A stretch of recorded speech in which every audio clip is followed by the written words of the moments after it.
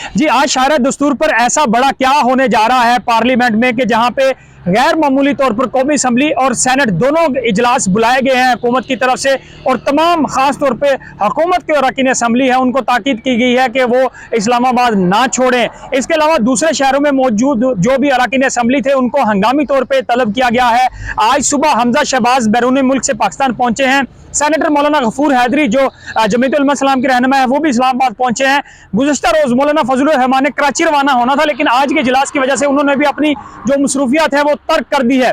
हुकूमत आज आईनी तरामीम के लिए जुडिशल पैकेज लेके आ रही है, जिसमें खास तौर पे जजेस की रिटायरमेंट की जो उम्रें हैं वो बढ़ाना उसमें शामिल है, और दूसरा चीफ जस्टिस की तकर्री का तरीकाकार जो है वो इसमें शामिल होगा। ये दो इंतहाई अहम पॉइंट है जिसमें आज मुमकिन तौर पे जो है वो ये आईनी तरामीम हो रही है, और हुकूमत की तरफ से 2/3 अक्सरियत का दावा किया जा रहा है। ये 2/3 अक्सरियत हुकूमत कैसे पूरा करेगी इसके ऊपर भी बात करेंगे।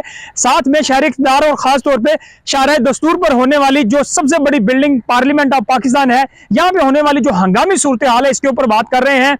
आज 3 बजे कौमी असम्बली का इजलास होना है और 4 बजे सेनेट का इजलास होना है, जिसमें खास तौर पे मौलाना फजलुर रहमान ने पहले ये बयान जारी किया था कि उनकी जमात किसी भी एक्सटेंशन को वोट नहीं देगी। जहां पे चीफ जस्टिस काजी फायज ईसा के एक्सटेंशन के हवाले से बातें हो रही थी, तो उसमें तमाम जो जजेस की रिटायरमेंट की जब उम्रों की तादाद जो 65 साल है उसको 3 साल बढ़ाकर 68 साल कर दिया जाएगा, तो इस तरह ये जो है एक्सटेंशन भी हो जाएगी। लेकिन मौलाना फजलुर रहमान इस जमरे में हुकूमत को सपोर्ट नहीं कर रहे। दूसरी तरफ जो इंतहाई अहम पॉइंट है वो है जजेस का जो पैनल है कि चीफ जस्टिस की तकर्री मोस्ट सीनियोरिटी की बुनियाद पर नहीं होगी, बल्कि 4 या 5 जजेस के नाम होंगे, जिसमें से जो है एक चीफ जस्टिस का नाम फाइनल किया जाएगा। उसके लिए ये आईनी तरामीम हो रही है और बहुत सारी बीच में मजीद तरामीम भी शामिल है। इसके लिए हुकूमत को 2/3 अक्सरियत के लिए 224 वोट कौमी असम्बली में चाहिए हैं, और हुकूमत और जो इत्तेहादी जमातें हैं उनके वोट मिलाकर इस वक्त 222 अरकान बनते हैं। सिर्फ 2 कौमी असम्बली के वोट जो है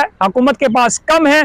इससे पहले 3 वोट दरकार थे। मौलाना फजलुर रहमान के जो वोट हैं 8 वोट वो शुमार करके हुकूमत के पास 222 वोट बनते हैं, क्योंकि एक सीट जो है रहीम यार खां में जो पीपल्स पार्टी ने इलेक्शन जीता है वो भी बन के, तो 2 वोट हुकूमत कैसे हासिल करेगी, ये तहरीक इंसाफ और आज़ाद जो सुन्नी इत्तेहाद कौंसिल के रहनुमा है अरकान असम्बली, वहां से इंकशाफ किया जा रहा है कि 5 ऐसे रहनुमा होंगे जो तहरीक इंसाफ या सुन्नी इत्तेहाद कौंसिल के होंगे, जो इस गवर्नमेंट की आने वाली हुकूमत की आईनी तरामीम को वोट देंगे।